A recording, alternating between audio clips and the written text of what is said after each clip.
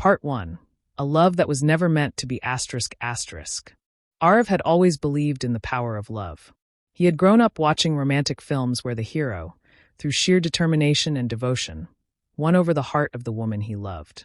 He believed that love was a force that could change people, that if you loved someone with all your heart, they would eventually love you back.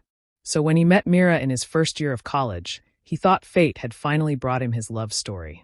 Mira was everything Arav had ever dreamed of: intelligent, kind, and effortlessly beautiful. She had an infectious laugh that could brighten the darkest of days, and a heart so full of warmth that it made everyone around her feel special. They became friends quickly, bonding over late-night coffee runs, deep philosophical discussions, and shared dreams about the future.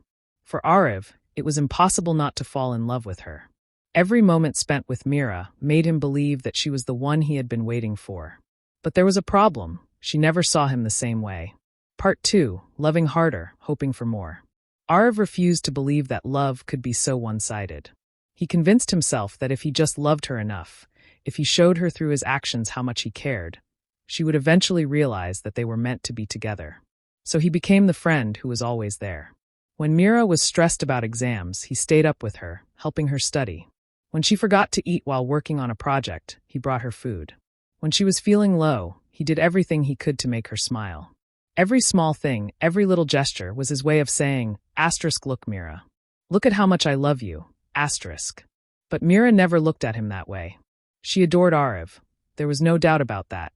But she adored him as a friend, as someone she could rely on, as someone who made her life a little easier. She never thought of him as someone she could love romantically. Arav told himself it was just a matter of time. That love, when persistent enough, would be returned. Part 3. The pain of watching her love someone else. Then one day, everything changed. Mira met Karen. He was charming, confident, and spontaneous, the kind of man who walked into a room and immediately drew all attention to himself. He was different from Arav in every way, and Mira fell for him. Arav watched as Mira's eyes sparkled with happiness whenever she spoke about Karen. He listened as she gushed about their dates, about how Karen made her heart race. Every word was like a knife piercing through Arav's chest. He wanted to scream, to tell her, "Can't you see? I've been here all along. I would never hurt you.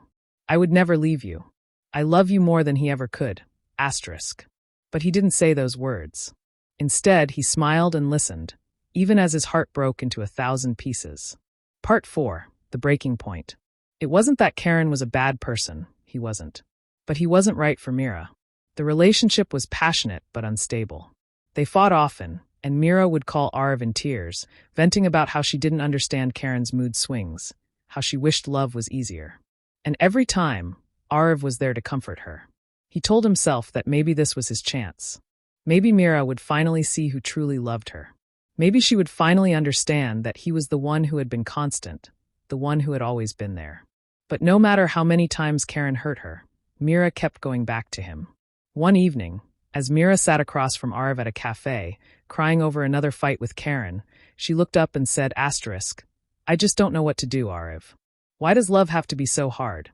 And in that moment, something inside Arav shattered. He had spent years loving Mira with everything he had, yet here she was chasing a love that only brought her pain.